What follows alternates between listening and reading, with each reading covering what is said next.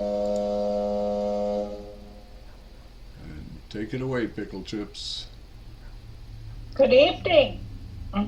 Please be aware that the first hour and a half of this meeting will be recorded so that we can put it onto our website and podcast. We record in audio only. Feel free to use a podcast on our website along with your big book as a resource if you miss the study portion of the meeting. The study portion is also listed on the website so you can follow along. In accordance with our group conscience of October 16, 2023, we will also be posting our podcast on YouTube. We feel that this is an effective way to carry our message to those seeking recovery in Alcoholics Anonymous. Okay, tonight's recap starts on page 10 and ends on page 12. Our study tonight starts on page 12 and ends on, I think it's 14. I didn't write that down.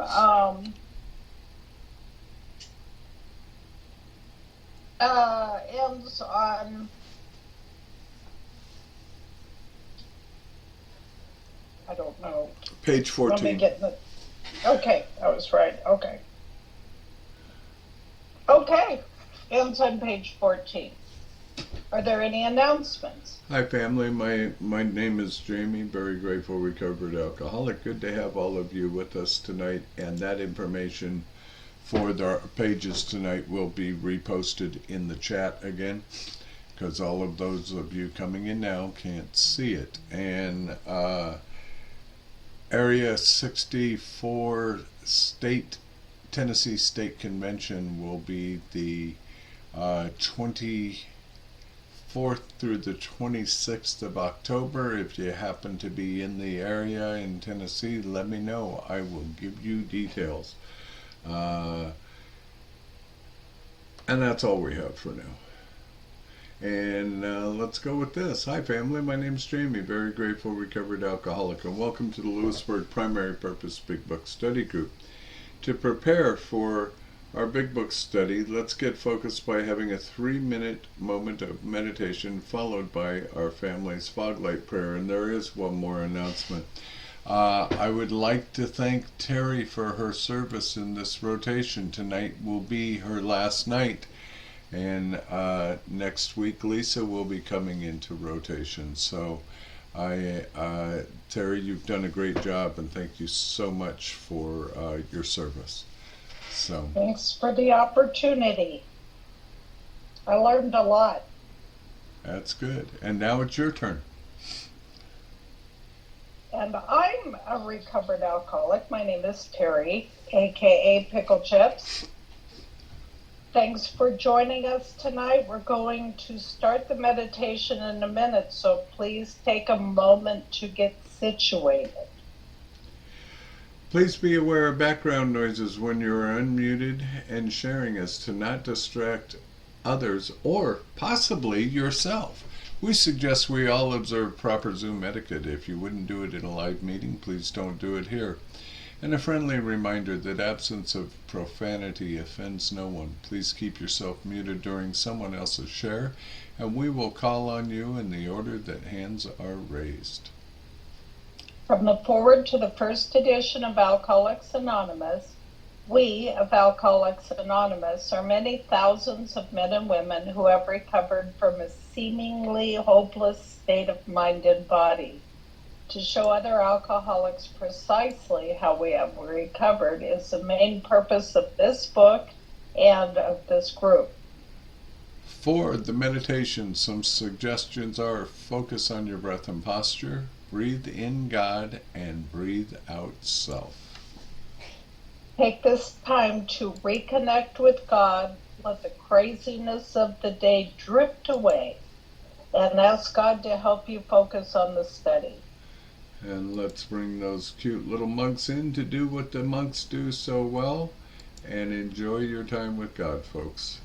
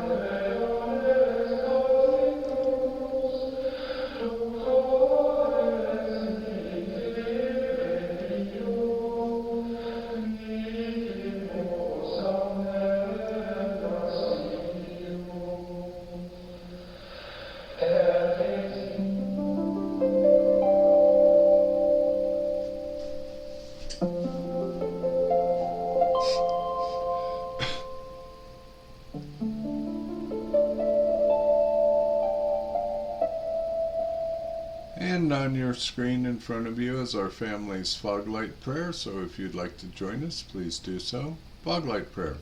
God, let your love shine through us like a fog light, so that those that are lost, sick, and dying can find your love through us.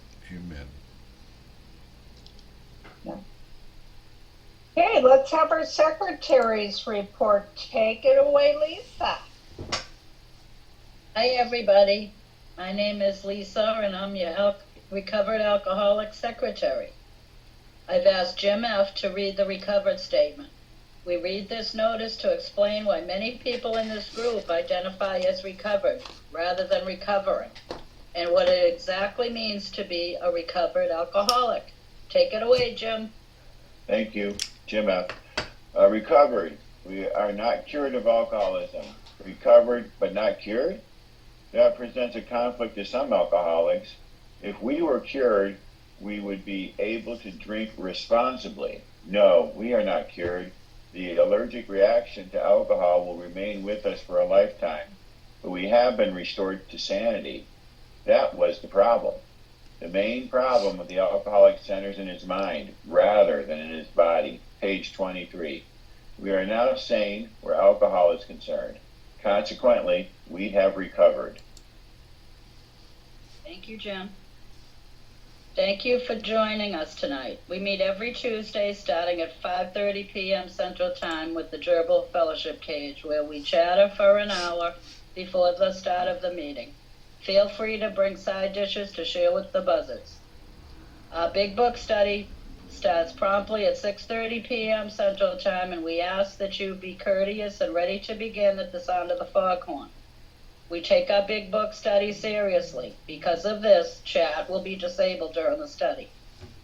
In the 1940s, when the only elements to sobriety were God, a Big Book, and one recovered alcoholic working with an untreated alcoholic, the success rate was as follows.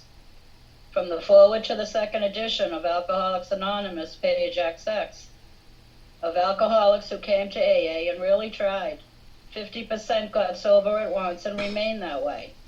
25% sobered up after some relapsed, and the remainder, those who stayed on with AA, showed improvement. Can we have a show of hands of people joining us for the first time?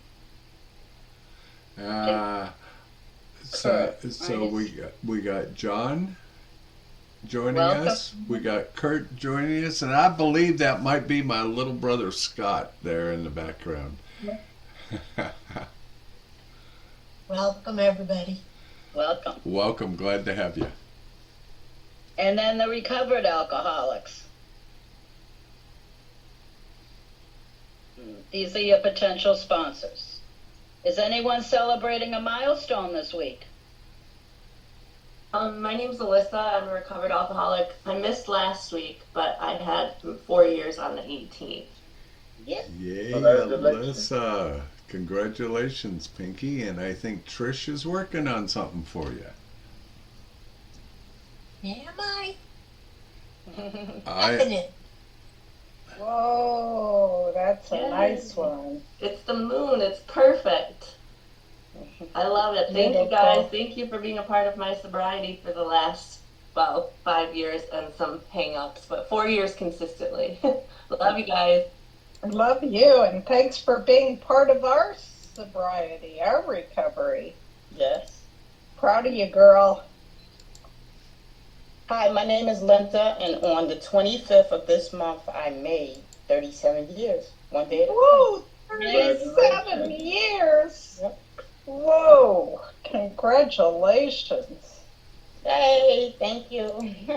Congratulations, Thank you so Linda. much. Thank you. And I sent it to you, Trish. Thank you. Wow, that's amazing. Congratulations. Pinky and Linda. If you should require a big book of your own, we have large print editions available that can be sent to you by buzzard mail. Delivery time questionable.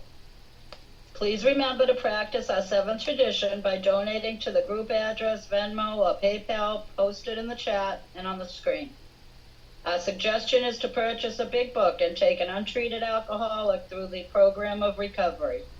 Please visit our website posted in chat. Thank you, and see you next week. Thank you, Lisa. Thank you so much for your service tonight. And give me just a second to get back to my script here. And here we go. From Chapter 2, there is a solution. The tremendous fact for every one of us is that we have discovered a common solution. We have a way out on which we can absolutely agree and which we can join in brotherly and harmonious action. This is the great news this book carries to those who suffer from alcoholism. This is an open meeting, and as such, all who have an interest in alcoholism and our program of recovery are welcome. Because this is an open meeting, you need not identify yourself nor your reason for being here if you do not wish to do so. Your anonymity will be protected. We ask that you protect ours. While this is an open meeting, membership in this group is limited to those who wish to recover from alcoholism and have a desire to stop drinking for good and all. Each member of Alcoholics Anonymous is a potential sponsor of a new member and should clearly recognize the obligations and duties of such a responsibility. Okay, now it's time for our tradition. Before we begin our study of the Big Book, last week we reviewed Tradition 11. Tonight, let's take a quick look at Tradition 12. Please refer to page 562 of Alcoholics Anonymous, and Kenny is going to lead that for us tonight. Yes, good evening, everybody. Kenny, alcoholic. Tradition 12. Anonymity is the spiritual foundation of all our traditions, ever reminding us to place principles before personalities. That's the short form. I want to read the long form, which I really like.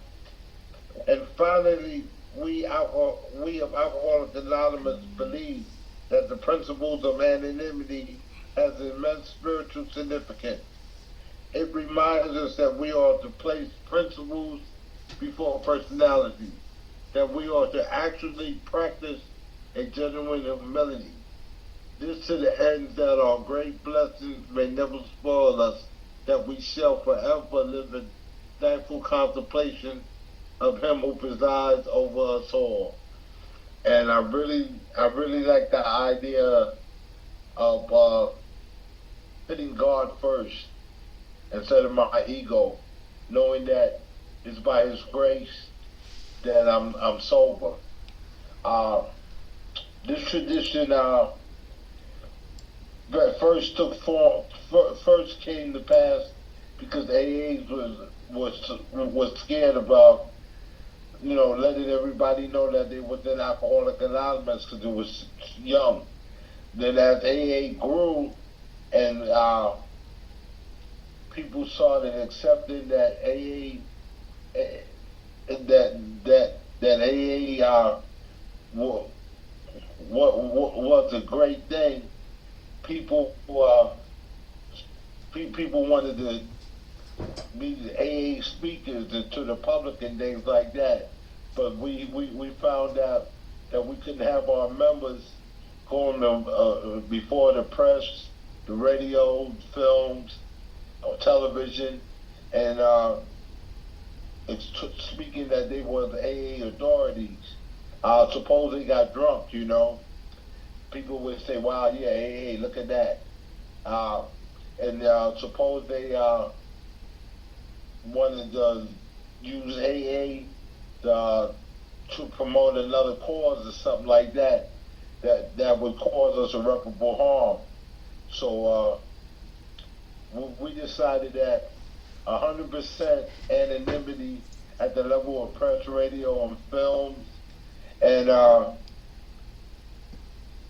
each member should check his own principles before personalities, making him one of the safeguards of this program. Each member had the responsibility of that, and that's all I have to share at this time. Thank you. Thank you, Kenny. I appreciate your service. Thank you for doing the traditions for the last 3 weeks. And next week we will have Jimmy coming in to start us off with Tradition 1.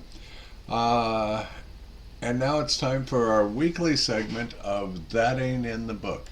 We hear a lot of stuff said in meetings that can't be reconciled with the Big Book, and the program is described in the Big Book of Alcoholics Anonymous.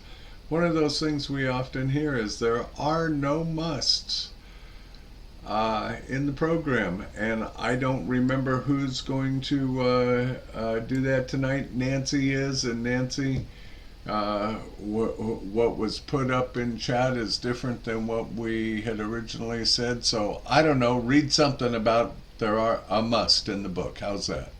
Okay, Nancy Alcoholic. We saw that this resentment must be mastered. Thank you so much. That sounded like a must to me. As we study, please, thanks Nancy. As we study, please make use of pens, highlighters, and rulers so that you can share this experience with another alcoholic. Thank In you. order for us to stay focused as we study the Big Book, we use the Big Book Study Guide prepared by Joe and Charlie and Krusty Cliff of the Dallas Primary Purpose Group. Go ahead and take the next one. Tonight we're going to start our recap starting on page 10, which will be read tonight by Shayna, followed by the study portion that starts on page 12, and that's going to be read by Cindy. Thank After you. the page is read. Are you going to read them all? No. Okay. It's my turn. Go ahead. It's my turn. After the page is read, we will ask questions from the imaginary podium, starting back at our study portion that was read by Cindy. Yeah. The answers will be one sentence unless otherwise specified. Multi-part questions are simply one sentence answers split up by commas, semicolons, hyphens, and other fun bits of punctuation. Basically, in English, what that means is we're going to read the material once through and then dissect the information a second time through the question and answer format. Notice how the language in the questions gives us a new light in which to consider the study material. This is important because hearing the question and rereading the content offers a definite way of comprehending the material covered. After we've completed the study, we open up for comment, questions, and observations based on what we just read. If you have a spiritual experience with this information, please feel free to share. Please keep your share on topic and under 5 minutes. At the 5-minute mark, you will hear a timer beep to let you know that your time is finished. However, Big Book study is not therapy. Should you begin sharing on topics which are more appropriately discussed in a different setting, like with your sponsor, please do not be offended when we cut that conversation short and send the buzzard snipping at your heels. For that purpose, we have fellowship meetings before and after our study time. You can never go wrong by commenting on the pages studied, which brings us to the words of one of the co-founders of Alcoholics Anonymous: sobriety, freedom from alcohol, through the teaching and practice of the 12 steps is the sole purpose of any Alcoholics Anonymous group. And how did we get here tonight, folks? Well, we are in week 14 out of a 96-week Big Book study from beginning to end. We started the title page, and the question format that we use tonight, we use entirely through the entirety of the Big Book. We use it through the preface, the forewords, the doctor's opinion, and we are currently in Bill's story, and we're only 14 weeks into it. This is a terrific format, and it's worked marvelously. From there, we will go through all the rest of the chapters through the first 164 with this format. We will visit the spiritual experience 3 times as directed by the asterisk in our books as we go through this process. After we've completed the first 164, we will do about 5 or 6 weeks on Dr. Bob's Nightmare, which is included. We will do 4 weeks on the traditions, taking 3 weeks at a time through the question format as well. And then on week 96, we will revisit the spiritual experience for the 4th and final time as a standalone meeting. And then we will circle the wagons and do it all over again. We are coming into our 6th year of being a group and having this book study, but we are in our 4th season of doing this book study.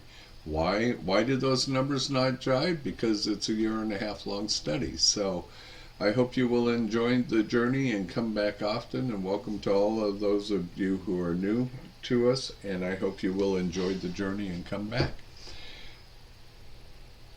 Thank you, Jamie. Well done. Before we start the recap, we will need 5 or 6 virtual hands raised if you would like to be one of our answer readers. Please be aware that the first 1.5 hours of this meeting will be recorded so that we could put it on our website. And who is our Shayna is. Come on in, Shayna, and tell us what we did last week. Okay, Shayna, recovered alcoholic. Page 10 from Alcoholics Anonymous, the bottom paragraph. With ministers and the world's religions, I parted right there. When they talked of a God personal to me who was love, superhuman strength, and direction, I became irritated, and my mind snapped shut against such a theory. To Christ I conceded the certainty of a great man, not too closely followed by those who claimed him. His moral teaching most excellent.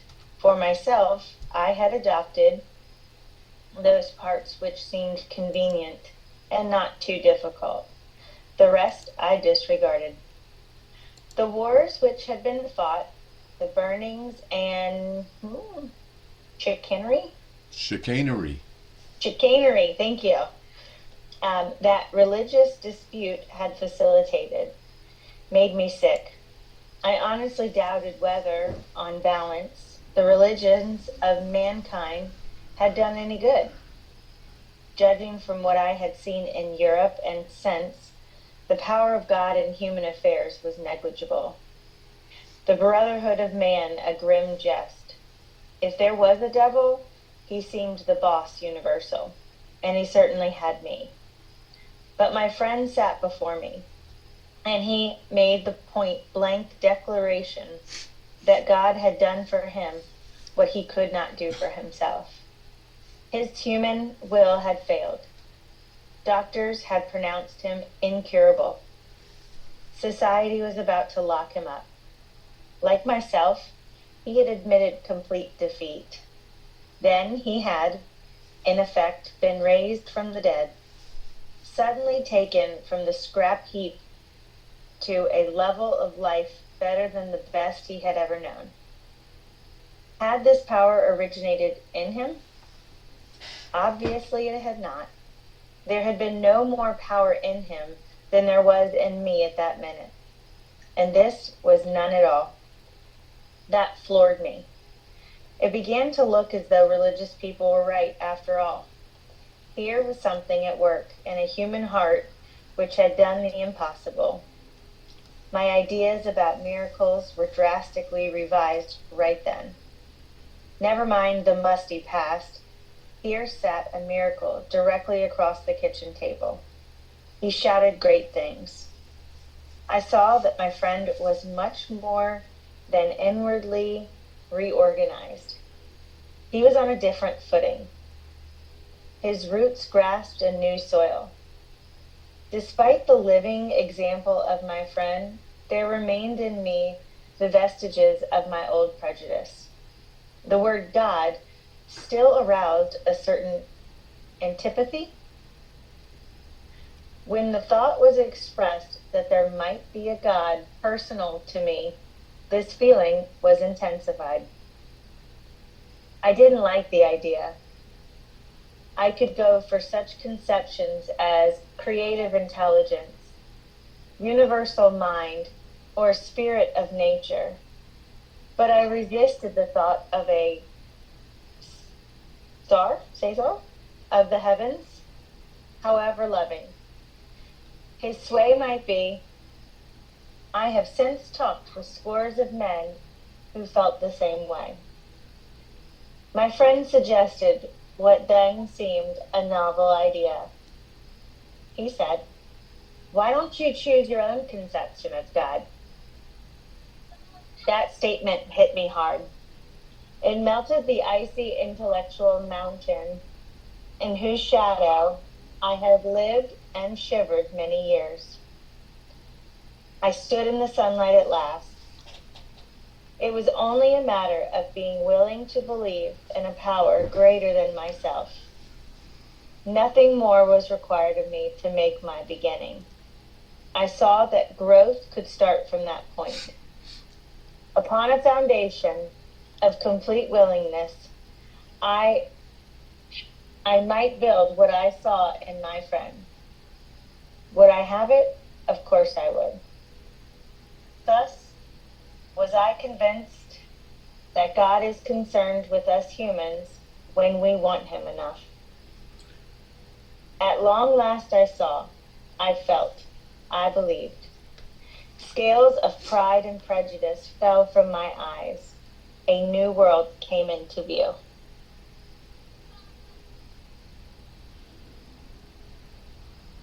Okay, take it away, Cindy, page 12. The real significance of my experience in the cathedral burst upon me. For a brief moment, I had needed and wanted God.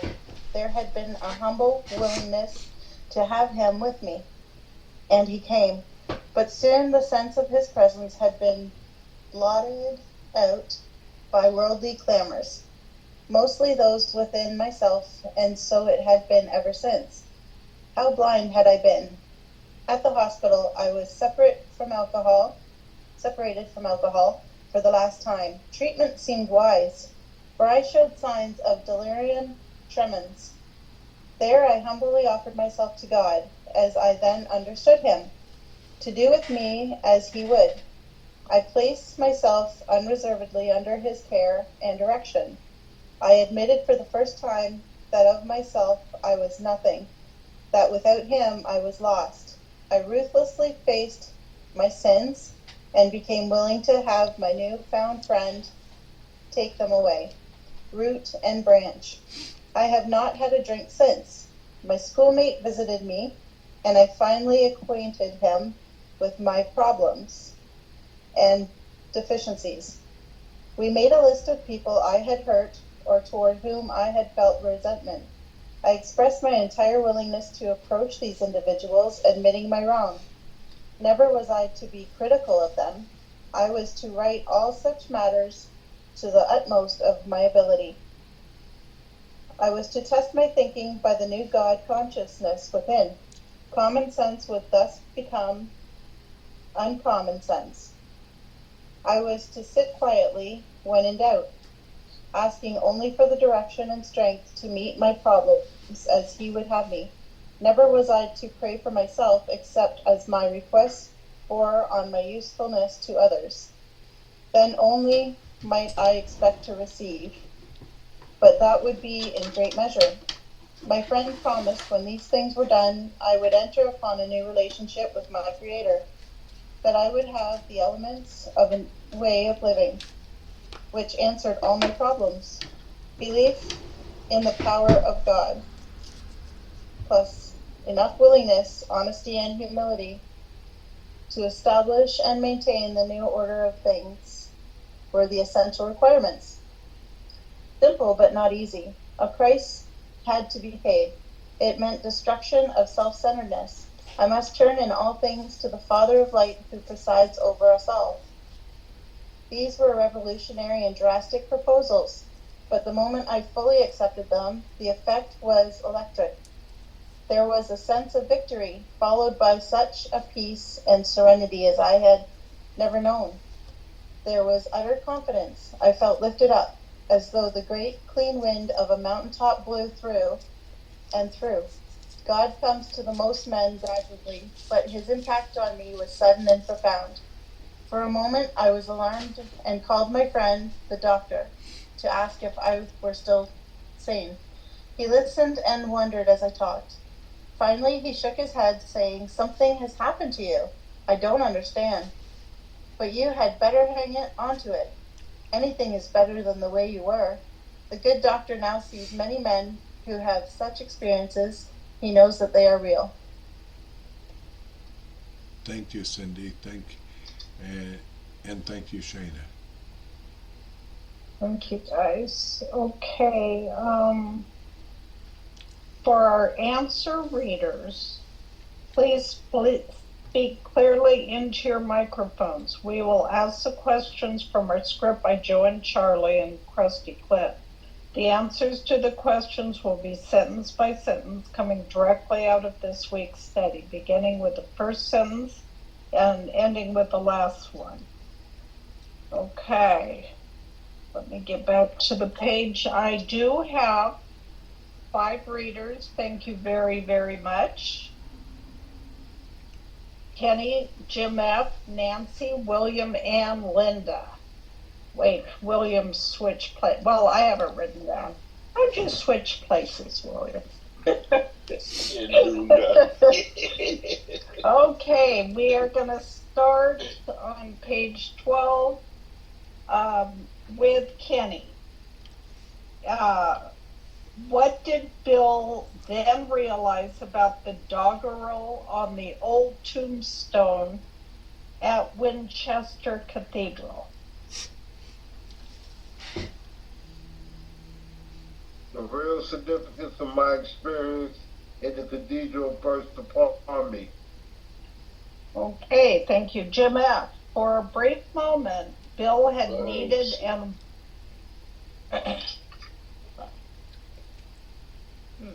for a brief moment, Bill had needed and wanted what? Jim, you're muted.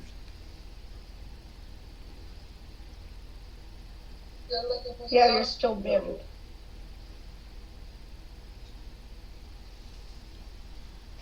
Here, let me send you an unmute, Jim. Try that. Thank you, Jamie. It wouldn't unmute when I was hitting it. Okay, let me see now. Where were we? Okay, for a brief moment, Bill had needed and wanted what? It starts God. with for a brief moment. For a brief moment, I needed and wanted God. Thank you. Nancy, when Bill was willing to call on God, what happened? There had been a humble willingness to have him with me, and he came. And I have a few comments tonight, and here's the thing about the comments, folks. The comments are meant to provoke thought in us to see if we can relate to what we're reading to. So the first comment is, have you ever found yourself in deep trouble and tried to make a deal with the God of your understanding? Did God fail you? Did you keep your end of the bargain? Okay, William. What ended Pass Bill's... me by. I got side. Could you pass me by? Catch up to Sure. next time. Linda, Yes. what ended Bill's feeling of the presence of God? But soon. Oh, wait a minute. Is it down here for a brief moment? I don't have that part. Okay, it begins with, but soon the sense of his presence. I see. But soon the sense of his presence had been blotted out by worldly clamors, mostly those within myself. Perfect. Kenny, how long and what kept Bill from being able to sense that presence again? And so it had been ever since. 2 sentences, sorry. One more sentence. How blind I had been. Thank you. Jeanette, what happened at Towns Hospital? At the hospital, I was separated from alcohol for the last time. Cool. Nancy, why did Bill believe it was a good idea to go to Towns Hospital? Treatment seems wise, for I showed signs of delirium tremens. Bill entered Towns Hospital on December 11th, 1934, remembering that Dr. Silkworth predicted that Bill would die of a heart attack during DTs or become a wet brain. Hey, William, what was the first thing he reported doing at the hospital? This is 3 sentences. There I humbled, offered myself to God, as then understood him to do with me as he would. I placed myself unreservedly under his care and direction. One more. I admitted for the first time that of myself I was nothing, that without him I was lost. Comment, this was Bill's step 3. Linda, he ruthlessly faced what and became willing to have what happen? I ruthlessly faced my sins and became willing to have my newfound friend take them away, root and branch. And another comment, this was Bill's steps 6 and 7. And another comment, Bill made this decision on the afternoon of December 14th, 1934. Kenny, by taking the steps, as we now understand them, was Bill successful in sobriety? I have not had a drink since. Comment, Bill lived another 36 years sober and never returned to drinking. Jim, what did Bill share with Ebby? My schoolmate visited me, and I fully acquainted him with my problems and deficiencies. This was Bill's step 5. Nancy, what did Bill make with Ebby's help? We made a list of people I had hurt or toward whom I felt resentment. This was Bill's steps 4 and 8. William, was Bill willing to make restitution? I expressed my entire willingness to approach these individuals, admitting my wrongs. This was Bill's step 8. Linda, did Bill intend to make restitution? 2 sentences, please. Never was I to be critical of them. I was to write all such matters to the utmost of my ability. This was Bill's step 9. Kenny, what did Bill do to test his thinking? I was to test my thinking by the new God consciousness within me. This was Bill's step 10. Jim, as a result, what did Abby tell Bill would happen to his thinking? Common sense would thus become uncommon sense. Nancy, what was Bill to do when in doubt?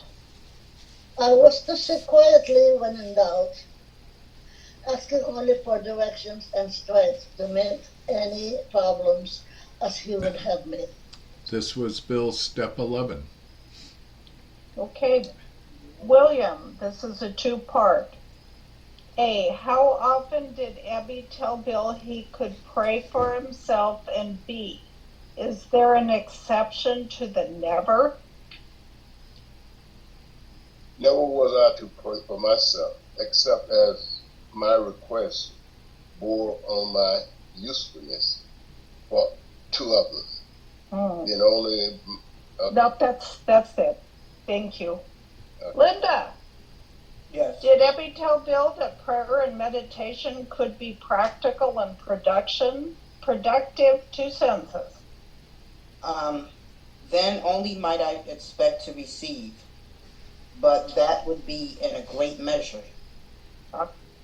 Thank you. Kenny, Abby promised Bill that once he had taken the steps as we now know them, Bill would know 2 things. What were they? My friend promised when these things were done, I would enter upon a new relationship with my Creator, that I would have the elements of a way of living which answered all my problems. Jim, what did Abby tell Bill were the essential requirements for real success in sobriety? Belief in the power of God, plus enough willingness, honesty, and humility to establish and maintain the new order of things were the essential requirements. Thank you. Nancy, this is a 3-parter. A, is the program simple? B, is the program easy? And C, is this precious thing a gift? Simple but not easy. A price had to be paid. That's right. William, what must be destroyed? It meant destruction of self-centeredness. Linda, who must I let handle all elements of my life? I must turn in all things to the Father of light, who presides over us all. And another comment. Does that mean that he is going to manage everything in my life? Oh, good question. Kenny, another 2-parter. A, were these very common proposals? And B, what happened to Bill once he accepted them? Read the rest of the paragraph, please. These were revolutionary and drastic proposals, but the moment I fully accepted them, the effects were electric. There had been a sense of victory, followed by such a peace and serenity as I have never known. There was utter confidence. I felt lifted up as though the great clean wind of the mountaintop had blew through and drew. God comes to most men gradually, but his impact on me was sudden and profound. Comment. This is how Bill describes his spiritual experience or bright light. Okay, Jim. I think was that, yeah, Kenny just went, right. Jim, after it passed, what was Bill's concern? For a moment, I was alarmed and called my friend, the doctor, to ask if I were still sane. Nancy, did Dr. Silkworth really listen to Bill? Yes, he listened in wonder as I talked. Okay, William, what did the doctor say? This is 3 sentences. He finally shook his head, saying, "Something happened to you. I don't understand, but you had better hang on to it. Anything is better than the way you were." Okay, Linda. Was Bill's spiritual experience the only one that Dr. Silkworth witnessed? Well, the good doctor now sees many men who have such experiences. Okay, and Kenny, last one is yours. What was Dr. Silkworth's view on spiritual experiences? Boy. Start me He off. knows. He knows that they are. Let somebody else take it. I can't find it. Okay, Jim. He knows. Okay. He knows that they are real. Perfect. Thank you guys so much. That made it so easy. Okay, we're going to now open the floor for sharing. Oh, wait. Oh, yeah, okay. If you have experience with a portion of the book that was just read, please feel free to share. A friendly reminder as we share, profanity offends no one. We are open for comment, question, and observations based on what was just read. If you have spiritual experiences with the information, you are free to share. Floor is now open.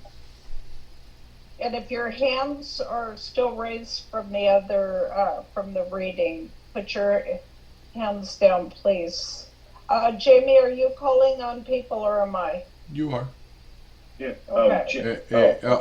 Wait. You can't see them in the order that they came up because I didn't co-host you. You want me to call on them? Sure. That'd Okay. be great. Okay, Larry, come on in. Hey, I'm Larry, and I'm an alcoholic.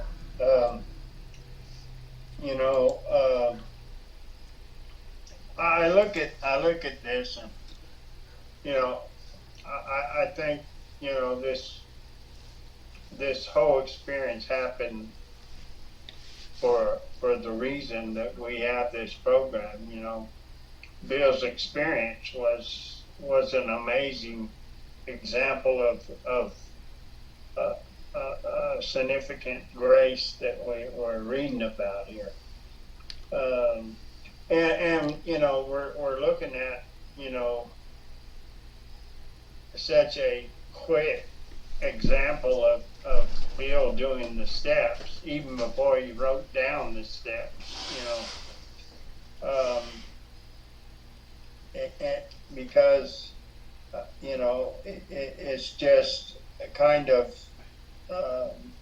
God leading Bill through this whole thing. But the most, and I don't, of course, I didn't have that experience. I don't understand everything about that. But one thing I have noticed in my own life, I've watched as newcomers and even myself, when the miracle began to happen and I began to feel a peace and serenity that I had never felt before. When all my life I felt this uneasiness and this lack of peace and this darkness and this uneasiness that I felt all my life, which I needed to take a drink for to feel some kind of ease. And as I began to work the steps and I began to feel that peace, it was such a new feeling. that I had that sense of, I wondered, am I insane? Is this feeling real? Is this a real feeling? Am I gonna be able to really keep this feeling in my life? Is this for real? And I've seen other alcoholics go through that same change as they feel this new experience that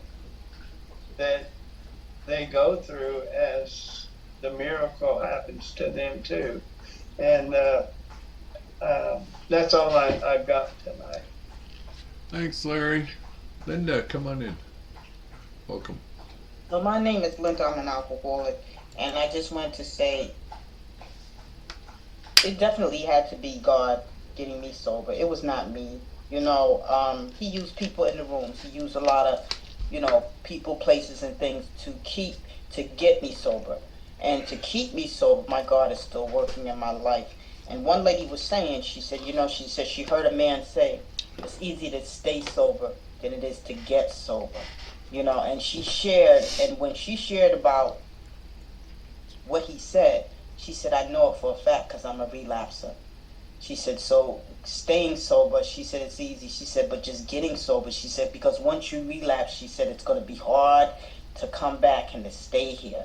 And that's the insanity of this disease, you know, and some people just forever drink. They keep relapsing. I have a gentleman in one of my home groups. He has 5 days. He counts days. And I've been going to this meeting since COVID. How long has COVID been? So some people are just forever. And then some of us get that spiritual awakening. We get that, you know, that bright light. And I think we all do get it. But, you know, for the ones that are still drinking, I think that's basically all their will. They want to keep drinking. You know, and I remember a pastor had said to me, he said, Linda, he said, when a person says, oh, I can't stop drinking, he said, what they're really saying is, I don't want to stop drinking.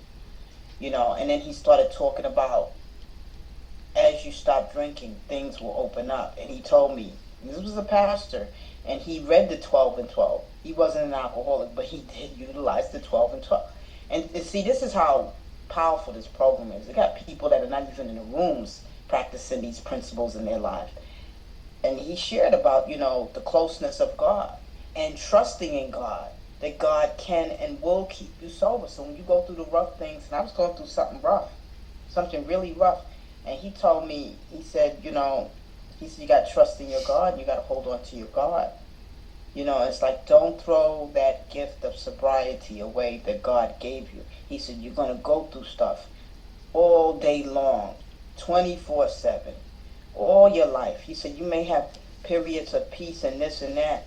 He said, but you know, then the drama and the this and the that comes back. You know, the poor health, the this, the that. You know, the kids that are using, the this, and all this stuff. He said, but through it, you have to hold on to God. You have to have that trust. He said, the same way, he said that when you first got sober. And I was like, wow. I said, this man need to be in the rooms. He need to be in the rooms, you know, because he had a lot of spirituality. And for him, he was talking a lot about the trust in God, And I like how Jamie was going through, and this was the 3rd step, and this was the 4th step, and this was the 6th step, and this was the 7th and the 8th step. And it was. And if you read that carefully, you can go ahead and you can underline and say, okay, this is the 5th step. And this was his 3rd step. He had to turn it over. That was it. He had to turn his will and his life over. You know, and that question, will God be managing yes, God is managing everything in my life. When I get into trouble, it's when I think I can do it all by myself. It's when I'm trying to direct traffic again. It's when I think I know everything. I'm supposed to give all my situations to God first. I'm supposed to go to God first. I'm not supposed to just try to think it on my own and figure it out on my own. No, I am supposed to turn the 3rd step, my will in my life. And my will, you know, my will to get up and go wash this dish because I just finished eating. Or my will to just leave it sit here all day. You know, what's my will going to be? I got to turn it over to God. The simple things, the complicated things, I have to trust enough in my God that He will make it right. That He will make it right. And then when I see other people, feeling, disheartened and whatever, then I have to turn around and give them that, that charge, that energy. No, you're not going to give up. No, you're not. And you can't get through this. Trust in God. Somebody sent me a post, and it was this man. It was a little stick man, and he was giving his heart. He was holding it up, and he was giving it. And he said, well, this is all I have. It's not much. And then who he was giving it to said, that's all I ever wanted. Thank you for letting me share. Thanks, Linda. Glad you're here. John, welcome, my friend. Good to see you. I think I am muted. Yep. Hi, Finn. My name is John. I'm definitely an alcoholic. I had just, I don't know if I was allowed to do this, but I renamed myself. Who here knows what a cornichon is? Okay, then. It's those mini gherkin pickles. Do I have to be a home group member to do that? Anyway, I'm just having fun. Let's get down to business. A couple of things. At the beginning of the meeting, can someone who found the word must, can someone reread that, where they found it? Because I think I found another one. There's about 98 of them in the book, John. Oh, someone told me there was only 5. A price must be paid. A price must be paid. I think that's the part you're looking for. Okay, well, very quickly on page. All right, let's be easy with the crosstalk. I'll repost it in chat. Cool. Right, thanks for keeping me on point. Page 85. These are thoughts which must go with us constantly. All right, and then there's, and then I'll get to reading. There is, oh, of course I lost it. Here we go. On page 83, there are some other wordings that's very close to must. The spiritual life is not a theory. We have to live it. Okay, and then just the next very sentence, unless one's family expresses a desire to live upon spiritual principles, we think we ought not. So, yeah, I guess the whole 164 pages is rife with must, have tos, ought nots, good stuff. So, now, what I want to share with you all, my mother's mother, my grandmother, was an alcoholic. And I have to dig and find it, but she has two pieces of paper in Dr. Silkworth's handwriting. I'm not kidding, and I will get my hands on them. And I probably should go to AA New York and offer them there or something like that. But I just wanted to share that. And having that said, I do firmly believe, I've heard it's a family disease. I think I call it a genetic predisposition.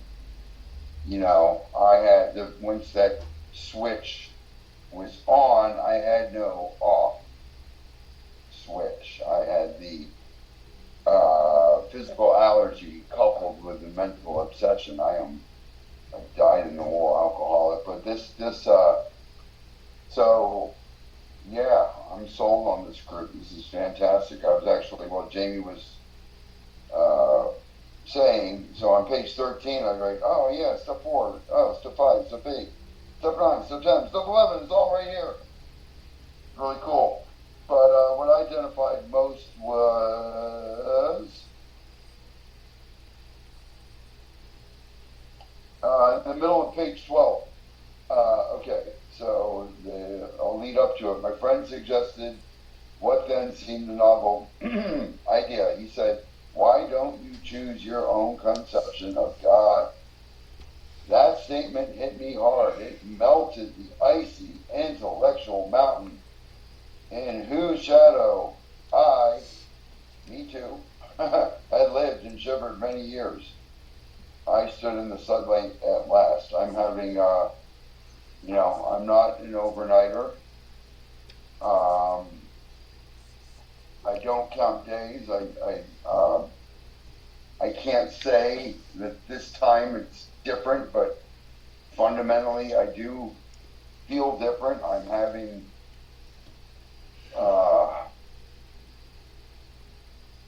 multiple spiritual experiences since I've been in this.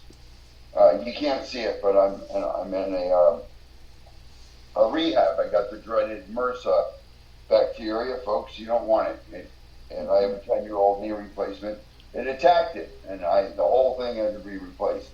And it's a 6-week mandatory regimen of vancomycin, a very high-powered antibiotic, and that's enough out of me. Thanks for listening.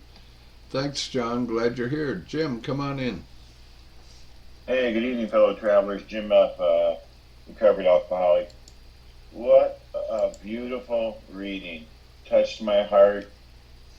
And, I've many a time I've been in the presence of that feeling, and then the worldly clamors got in the way, and the other thing about following God, doing some of the things, but in other things it's like, yeah, I want to do them, but there's no way. I'm not good. I can't do that. I'm not good. There's certain things I couldn't do, and the other thing about being quiet and not confessing, being in a faith where they have an active confession, but never using it on what was really going on, so keeping these things hidden inside myself. And what a great friend Ebby was. And what a great journey for Bill W. And it's a great journey for all of us, because you and I, we are walking this journey together tonight. Same thing. I mean, I was just so present to God during this reading.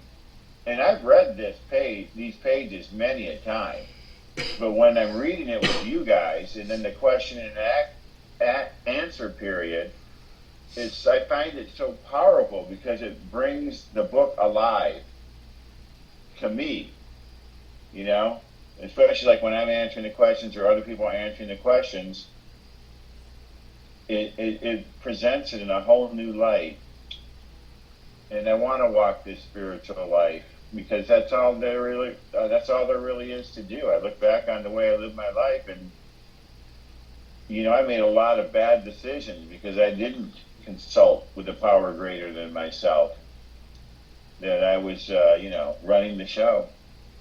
And usually when I'm running the show, somewhere along the line, fear pops up, and then actions happen, and then resentments happen, and then I'm an all or nothing kind of person, and then I just kind of throw the whole thing away and snatch defeat from the jaws of victory. But my goal is just not to drink one day at a time for the rest of my life. And this is a beautiful journey with you guys. So thank you so much for the meeting. I'm here to listen to you guys. Glad you're here to help me stay sober.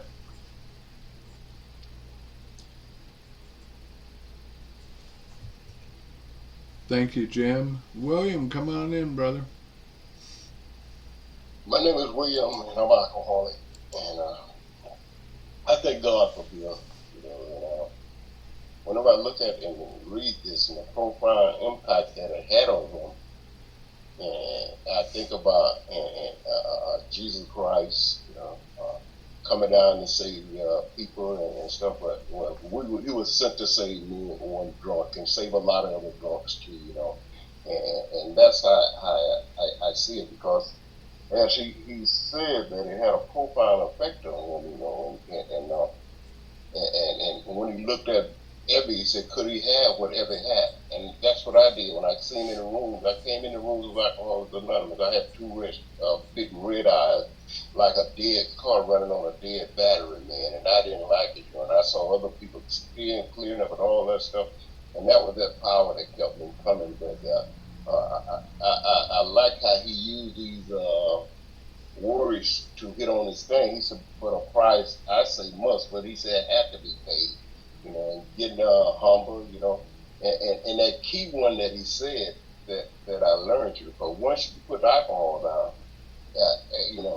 good, but the other revolution had to be in the mind and stuff like that, and that one of the key things that he said, you have to keep your mouth closed, because a lot of time when I open my mouth, it's guilt deprived investigation and stuff. When I keep my mouth closed, then I begin to see it wasn't the way I was thinking or the way I thought it was, you know what I mean? So that's how, so after I've been programmed with the program of God, I still have to be aware of programming my selfish and self-centeredness.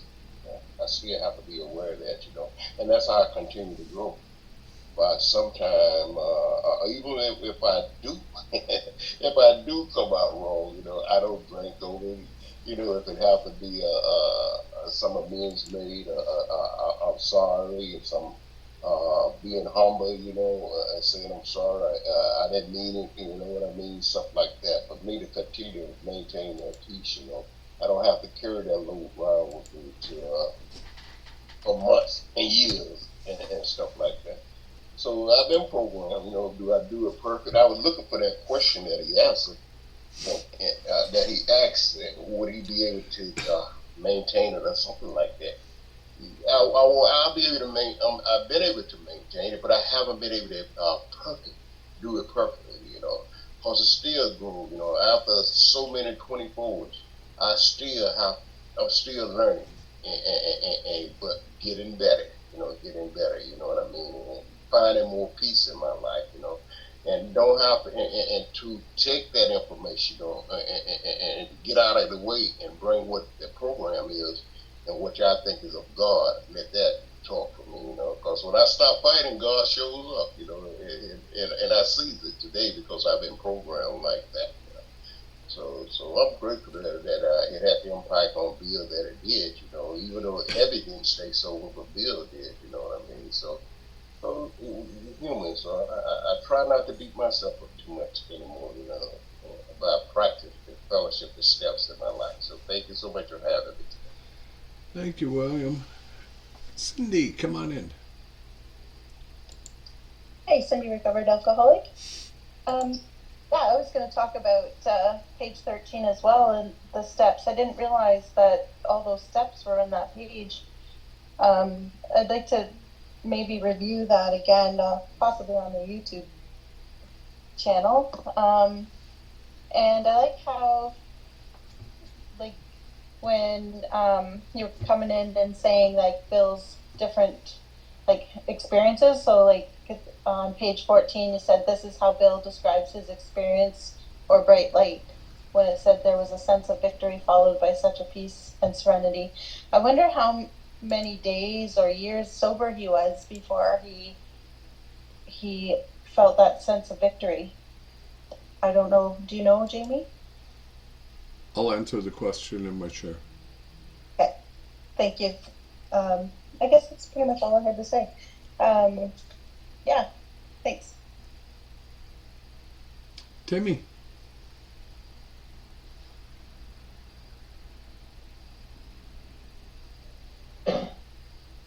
I'm Timmy. I'm a grateful recovered alcoholic. I love you fickle people. I ain't been around in a minute, but it's been a very challenging week, but a very good week at that, because I'm still sober.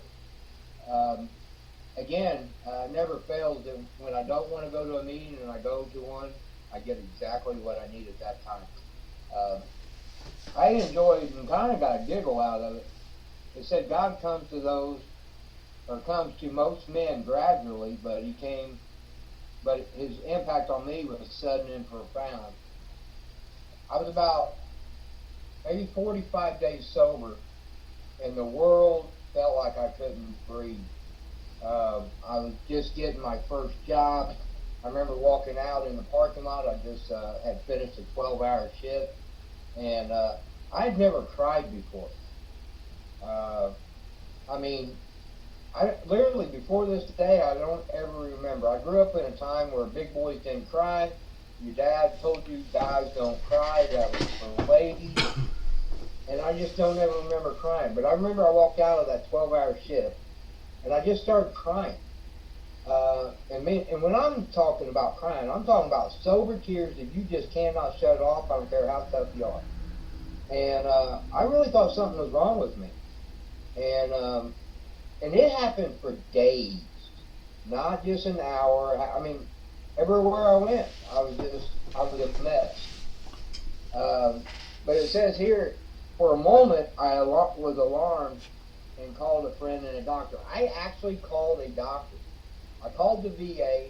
I said, I think I'm having a nervous breakdown and I'm crazy. Well, they agreed with me. But they were actually going to admit me in the VA. And some told me to go to a meeting before I went. So I go to an out-of-town meeting because I don't want to see all the people that I'm closest to see me in this situation, see me in this, this condition. So I go to an out-of-town meeting, and sure enough, I walk in this meeting, and I know 9 out of 10 of them. It's a men's meeting. And sure enough, I'm trying to run away, and here I am going to a meeting that I know 9 out of 10 people. Well, I tell them what's going on. They all start laughing. And then they shared their experience. A lot of these same men had did the same thing. And I'm going to go back one page. And this is what has forwarded till the weeks that I'm having challenging weeks. Never was I afraid for myself, except as my request bore on my usefulness to others. Then only might I expect to receive, but that would come in great measure. And then you go on down and it says, belief in the power of God, plus enough willingness, honesty, and humility to establish and maintain the new order of things. Because everything to me is new. It's weird, it don't seem right, it's backwards, because I still am a baby in the program. So now I have to establish with my higher power to maintain the new order of things, or the essential requirements. That means when the crap's hitting the fan and I don't think it's supposed to be going this way, I need to realize that my higher power is telling me that things are exactly the way they're supposed to be. Get out of the way. Tie your shoes, brush your teeth, comb your hair. Well, I ain't got no hair. But, do the basic stuff and get through it. But that's a real dependence on my higher power that I got from y'all. And I might still be a little crazy, but at least I was restored my sanity. But I don't think I'm ever going to get rid of that crazy part. But it's a good crazy now. But thank God for friends in the program, just like, Bill had Ebby. Me, I have just about the whole state of Tennessee, and I got some pretty good people in my circle that when the days are the toughest, you can probably find me right here at Pickle People, because this is where I'm supposed to be to get fed. And I miss you, I love y'all, and I'm glad to be here tonight. Thank you for reminding me that my higher power is in control if I just let it be. That's all I got. Thanks, Timmy. Good to see you, brother. Art, come on in, my friend. Good evening, friends. My name is Art. I'm a grateful recovered alcoholic. And the thing that I wanted to talk about is on page 14, where it says, God comes to most people gradually, but his impact on me was sudden and profound.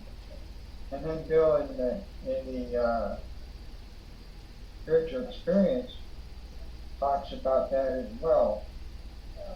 And he says in the first few chapters, let's see, though it was not our intention to create such an impression, many alcoholics have nevertheless concluded that in order to recover, they must acquire an immediate and overwhelming God consciousness, followed at once by a vast change in feeling and outlook. Yet, when he's telling his own story, he says God comes to most men gradually. So how do we get the idea that it's that we have to have this sudden and dramatic God consciousness in order to stay sober? Because it doesn't always work that way. But in writing his story, he says it right there. But then back in the spiritual experience, he talks about, though it wasn't our intention, that many have gotten the idea that it's necessary in order to stay sober. And I don't know how that happens. But I thought that was interesting, and it kind of caught my attention when we read it. And because I don't remember actually reading that in this. I mean, I've read this chapter many times, but I don't remember before seeing that he actually made that statement that God comes to most men gradually. And that certainly is the case in my experience. But though these sudden dramatic experiences are common, they're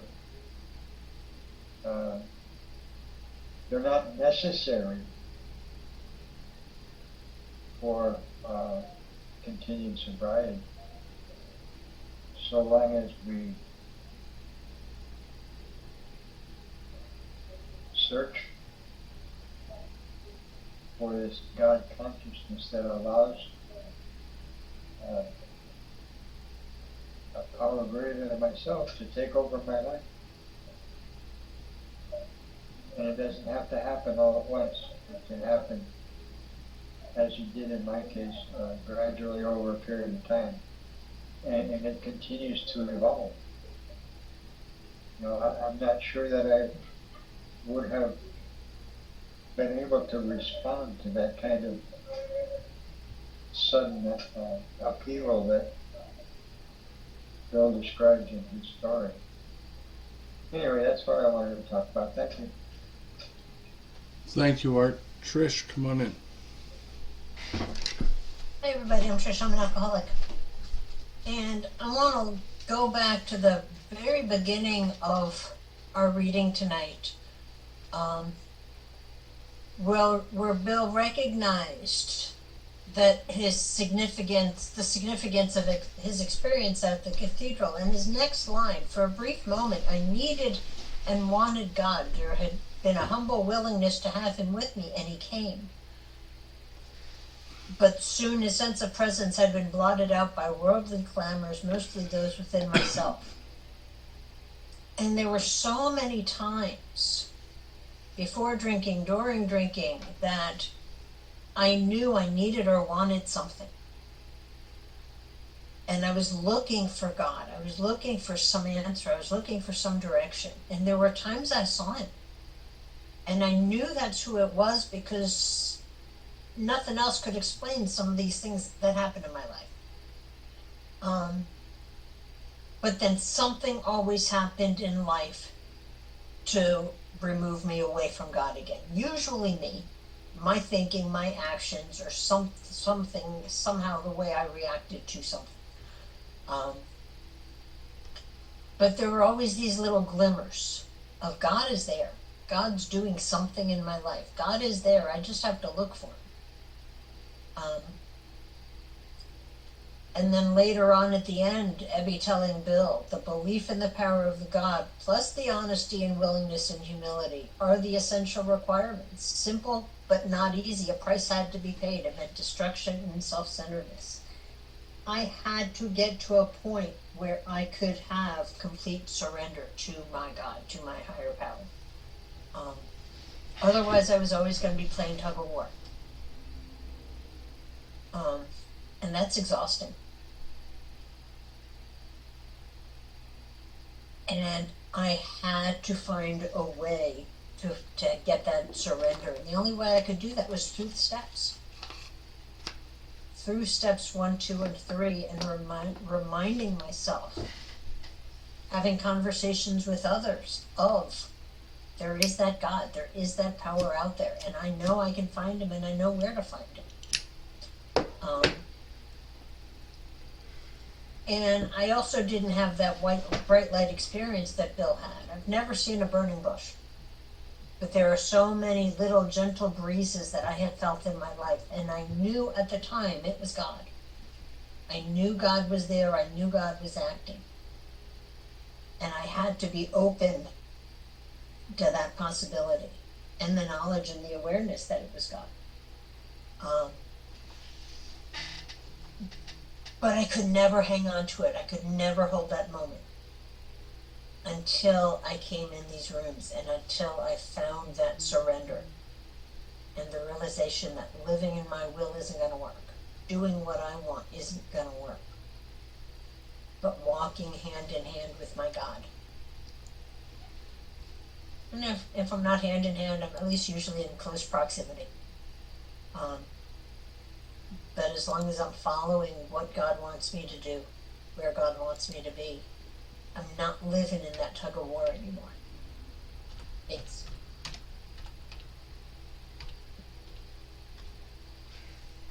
Thank you. Thank you, Trish. You done? Okay.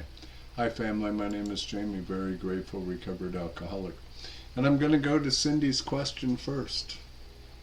Bill didn't have any time. He didn't have any years. He didn't have any months. He really didn't have any days at this time. From page 14 of our reading, and Trish just touched on part of it. It meant the destruction of self-centeredness. I must turn all things to the Father of Light who presides over us all. Then the next paragraph. These were revolutionary, drastic proposals, but the moment I fully accepted them, the effect was electric. There was a sense of victory followed by such peace and serenity I had never known. There was utter confidence. I felt lifted up as though the great clean wind of the mountaintop blew through and through. God comes to most men gradually, but his impact on me was sudden and profound. That is Bill describing his spiritual experience or bright light experience. So, hope that answers the question. It's right there in the book. Bill tells us all about it in his story. We don't read it in somebody else's story. So, I'm going to go back and touch on last week's recap for just a second. In last week's recap, we see this significant shift in Bill. We see he's a hard-nosed agnostic. In his conversation with Ebby, we see the process of him coming to believe. And at the end, we see he did believe. Okay? And then going into tonight's study, that's when the real significance of his experience at Winchester Cathedral on that old dog rail came true for him. So page 13. Bill and Dr. Bob did not get sober on the same program that we have today in Alcoholics Anonymous because it hadn't been developed yet. They got sober on the 6 steps of the Oxford group. But by the time Bill took and he sat down with pen to paper one night when he couldn't sleep, he had taken the 6 steps of the Oxford group and turned it into the 12 steps of Alcoholics Anonymous. So on page 13, we see what is the equivalent of 10 steps that Bill takes on that single page. 10 steps. We see his third step, and some of it you might be familiar with it.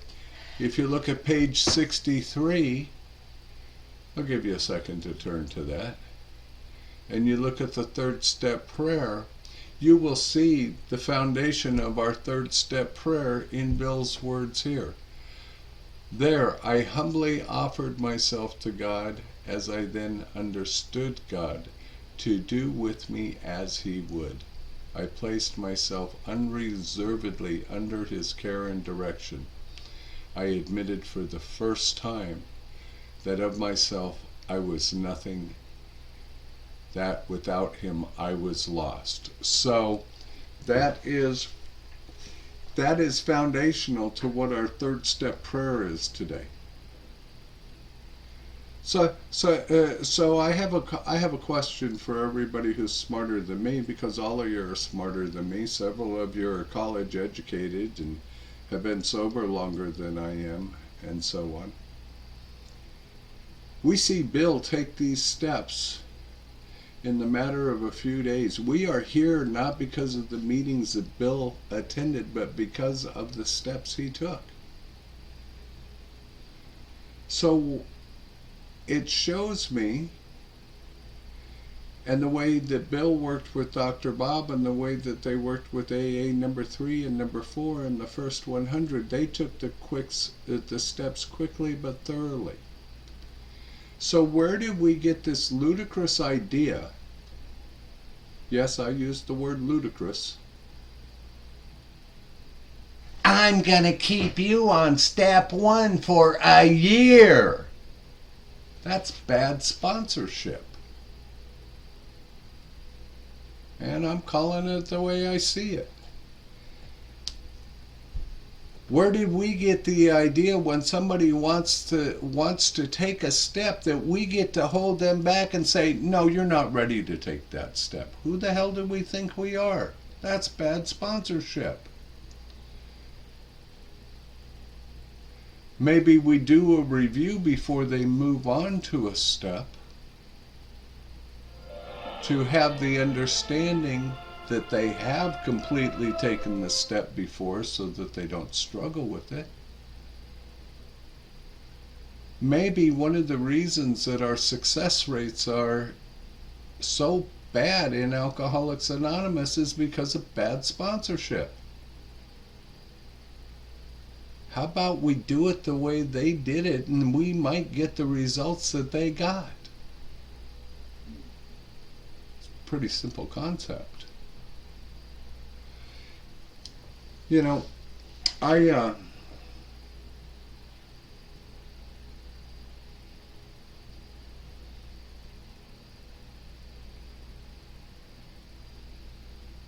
anybody ever hear the word I can't in Alcoholics Anonymous? Or anybody ever say the word I can't? I can't do that. Well, I generally have, my wife had a saying, can't, never could, and won't, never will.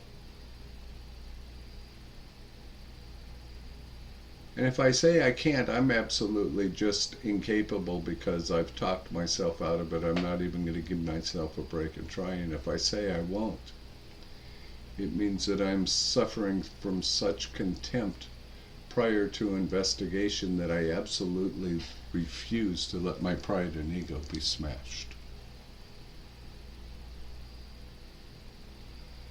This program, exactly the way Bill showed us in this reading tonight, works 100% of the time for 100% of the people who will follow it thoroughly.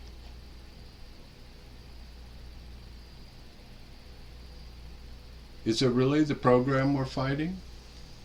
Is it really God that we're fighting? Or is it with self that we're fighting? You know, and I'm not, don't get me wrong, folks. I'm not trying to say that It's really bad sponsorship. I just think so much of it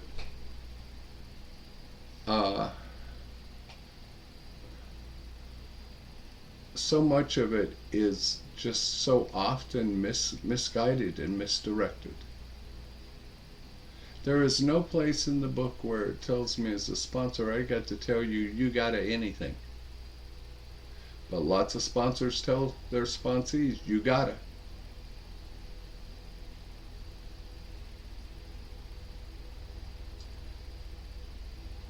These guys, think about it. Bill spent 7 days in the hospital, separated from alcohol for the last time, and never drank again for 36 years. And those worldly clamors that it talked about, you want to know the short interpretation for that? It's the shit that's running through my head that I can't turn off. Okay? And it's really just that simple. So how do I turn it off? I learn a new way of living.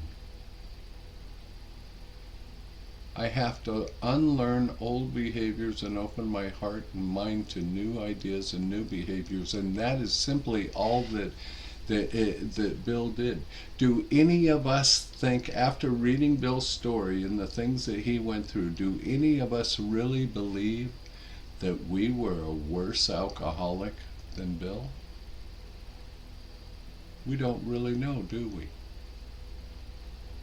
But if we do what Bill did, we'll get what Bill got, and maybe even more. Thank you.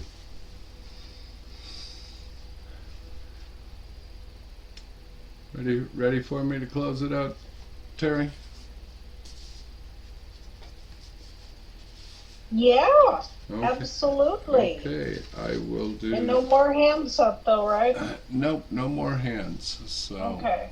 So let me get to the reading, and I will read us out of here. And I want to thank everybody for showing up and your participation. From page 164. Now this page, folks, is where we find our 12-step prayer and our 12-step promise. So the program ain't over till we get to this page. Our book is meant to be suggestive only. We realize we know only a little. God will constantly disclose more to you and to us. Ask Him in your morning meditation what you can do each day for the man who is still sick. The answers will come if your own house is in order. But obviously you cannot transmit something you haven't got. See to it that your relationship with Him is right, and great events will come to pass for you and countless others. This is a great fact for us. Abandon yourself to God as you understand God. Admit your faults to Him and to your fellows. Clear away the wreckage of your past. Give freely of what you find and join us. We shall be with you in the fellowship of the Spirit, and you will surely meet some of us as you trudge the road of happy destiny. May God bless you and keep you until then. And Terry, you can pray us out. Okay, we have a special way of praying in this meeting. Since we're not all together in person, we can't hold hands. We do a virtual hand holding. And I would like to take a moment of silence for the alcoholic in and out of this room. And more lately, I've been seeing a lot of suffering alcoholics in this room. So I'd like to personally pray for some of my friends that are still suffering. So here's your moment.